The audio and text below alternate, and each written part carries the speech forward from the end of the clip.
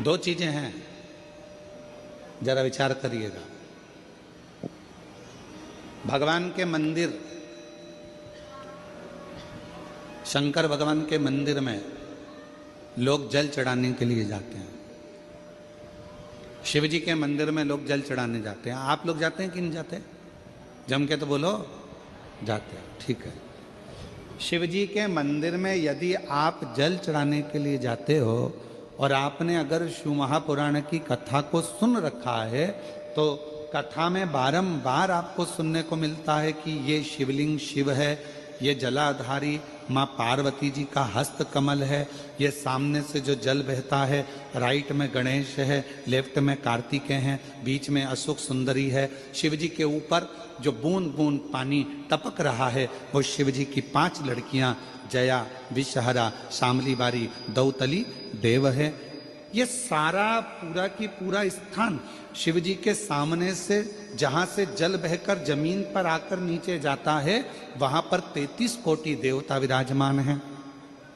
शिव जी की पिंडी पे से जल गिरकर जब नीचे की ओर आता है और जो मोटे भाग से जल नीचे आता है, वहां पर सारी 64 योगिनियां हैं, सारी देवियां विराजमान हैं। अब जो समझ गया वो शिव मंदिर में जाकर ना गणेश जी को ढूंढता है, ना कार्तिकेय को ढूंढता है, ना पार्वती को ढूंढता है। ढूंढेगा क्या? जम के बोलो जरा। नहीं, ना वो कार्तिकेय को ढूंढ रहा है, ना वो श्री गणेश जी को ढूंढ रहा है, ना वो पार्वती को ढूंढ रहा है। अब जिसके दिल में ही शिव नहीं बसा है, जो भगवान शंकर को जान ही नहीं पाया, वो मंदिर में जाकर क्या करता है? एक लोटा पानी लेगा, शंकर जी पे भी चढ़ा देगा, उसी पानी में से गणेश जी को भी चढ़ा देगा, उसी पानी में से पार्वती जी को भी चढ़ा देगा, उसी पानी में से कार्तिकेय जी को भी चढ़ा देगा। अरे भैया, अगर शिव महापुराण की कथा सुनी है तो शंकर की कथा में आता है, जहां शिवलिंग है, जहां शंकर विराजमान है, वहां जल पूर्ण समर्पित कर दो, सारे देवताओं में अपने आप पहुंच जाता है। उसको देना नहीं पड़ता, उसको पहुंचाना नहीं पड़ता। और ये गलती बहुत सारे लोग करते हैं। आप लोगों से निवेदन है, शिव जी के मंदिर में अगर जल चढ़ाने जाना है आपको, तो पार्वती मैया को अलग से जल नहीं चढ़ाना, कार्तिकेय जी को अलग से जल नहीं चढ़ाना, गणेश जी को अलग से जल नहीं चढ़ाना।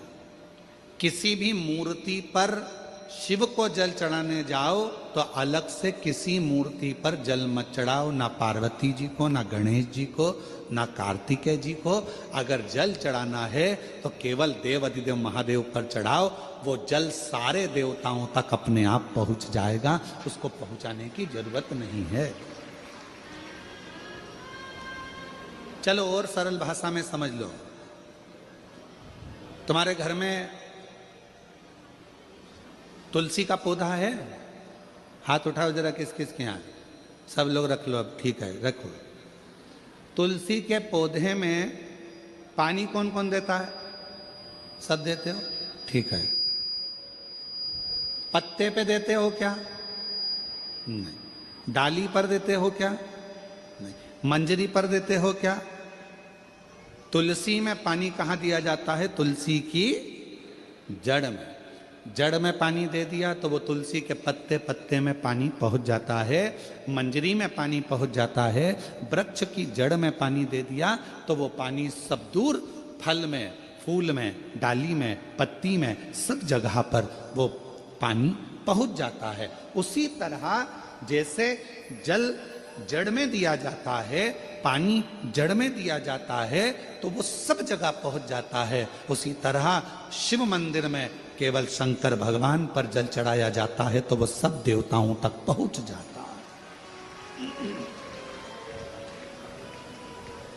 सब देवताओं तक।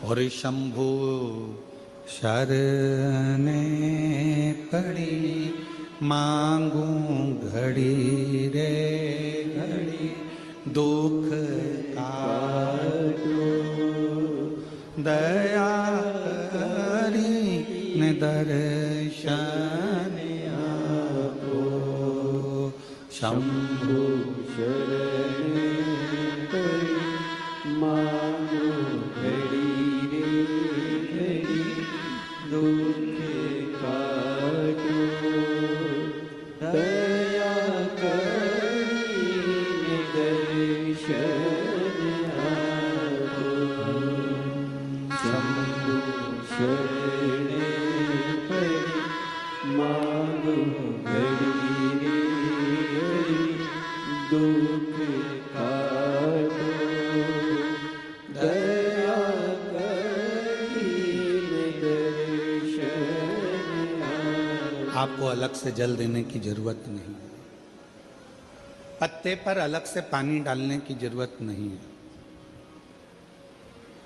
डाली में अलग से जल देने की जरूरत नहीं है। केवल जड़ में पानी दीजिए, फूल में, पत्ती में, फल में, सब जगह पर वो पानी पहुंच जाता है।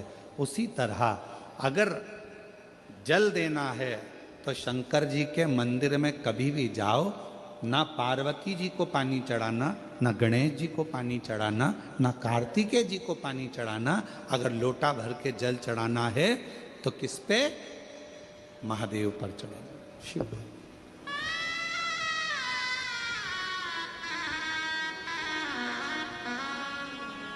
गलती तो नहीं करोगे?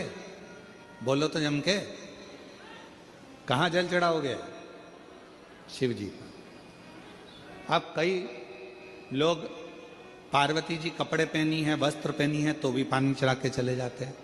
गणेश जी वस्त्र पहने हैं तो भी लोग पानी चढ़ा के चले जाते हैं। कार्तिकेय जी वस्त्र पहने हैं तो भी लोग पानी चढ़ा देते हैं। ये ठीक नहीं। शिव महापुराण में सीधी सीधी बात करी है, सारी समस्या का हल एक लोटा जल। अब जल कितना लेकर गई हो मंदिर के लिए? जम के बोलो, एक लोटा। अब सियोर वाला महाराज कह रहा है कि एक लोटा जल सारी समस्या का हल। तुम जल चढ़ाते चढ़ाते इतने दिन हो गए, तुम्हारी समस्या का हल क्यों नहीं हुआ? क्यों? क्योंकि तुम पूरा एक लोटा जल शिव जी को दे ही नहीं पा रही हो। आधा जल इधर चढ़ा दूं, आधा उधर चढ़ा दूं, आधा उधर चढ़ा दूं, आधा इधर चढ़ा दूं, तो तुम्हारा तो कहावत ही आदि हो गई कि आधा लोटा जल। तुम्हारी तो कहावत ही आदि हो गई।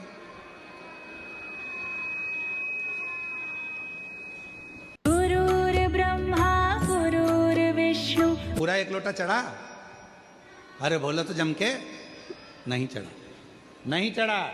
इधर पार्वती जी को चढ़ा दिया, गणेश जी को चढ़ा दिया, कार्तिकेय को चढ़ा दिया, और फिर शिव जी को जल चढ़ा रही है। या शंकर जी को चढ़ाने के बाद थोड़ा सा बचा कर इधर भी चढ़ा दूं, उधर भी चढ़ा दूं, उधर भी चढ़ा दूं, मन में रख लिया बचा कर। पशुपति व्रत की महत्वता में स्वयं शिव महापुराण में पाशुपत्य अस्त्र, पाशुपत व्रत और पाशुपत योग, तीन चीजों में पशुपति व्रत की महत्वता में यहां तक कहा है कि तुम पशुपति व्रत के लिए अगर कोई मीठा बना रही हो, प्रसाद बना रही हो, तो वो प्रसाद जितना बनाया है वो पूरा की पूरा लेकर मंदिर जाना पड़ता है। बोलो सही है कि गलत है? कढ़ैया में, भगोनी में जितना प्रसाद, हलवा बनाया, खीर बनाई, जितनी बनाई है सब लेकर जाओ, छोड़कर नहीं जा सकते। अगर आधा प्रसाद कढ़ैया में छोड़ दिया और आधा लेकर गए हो तो प्रसाद के दो हिस्से हो गए। भगवान पशुपति व्रत को स्वीकार नहीं करेगा, वो स्वीकार नहीं है। बनाओ उतना जितना मंदिर में लेकर जाना है, बनाओ उतना जितना परमात्मा के दरवाजे पर लेकर जाना है। अब हमने क्या करा, बना थोड़ा ज्यादा लिया, आधा रख दिया घर वालों के लिए, बच्चे खा लेंगे इसमें से, पति को दे दूंगी इसमें से, और आधा प्रसाद ले गई मंदिर, मंदिर में ले जाके 3 हिस्से कर दिए। अब विचार करना, मंदिर में ले जाने से पहले प्रसाद के 2 हिस्से हो गए, आधा तो तूने घर में छोड़ दिया, आधा मंदिर में लेकर चली गई, फिर वहां पर जाकर 3 हिस्से हो गए, तो कुल मिला के हो गए 5 हिस्से। तो मतलब ही क्या हुआ फिर उस प्रसाद? और फिर क्या कर रही है? 2 चीजें हैं, ना जाने क्या ऐसा योग बना कि भगवान मेरी सुनता ही नहीं है।